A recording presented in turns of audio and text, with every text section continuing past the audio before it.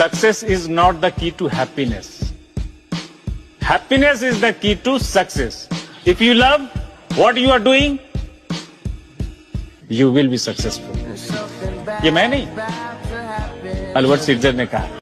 Money ఉందనుకోండి, ఎంకిని ఎంకమ్మంటారు, గంగిని గంగమ్మంటారు. Money ఎలాంటి చెడ్డ పనులైనా చేయించదు, హత్యలు చేయించదు, దొంగతనాలు చేయించదు, ఆబద్ధం ఆడుతుంది. ఇవాళ మన ఇంట్లో ఉండొచ్చు, రేపు ఇంకొక ఇంట్లో లేకపోతే. రూపాయి అంటదట, రూపాయి అయ్యేదాకా నన్ను పెంచు, రూపాయి అయిన తర్వాత నేను పెంచుతాను అంటాను. ఇప్పుడు సీతకోక చిలుకలు వెనక వెంటపడకు, బదులుగా అందమైన గార్డెన్ ని తయారు చేయి. అప్పుడు సీతకోకలన్నీ నువ్వు కష్టపడి కట్టిన గార్డెన్ లోకి వస్తాయి. ఇప్పుడు నేను చెప్పింది సీతకోక చిలుకల గురించి కాదు, అర్థమైంది కదా?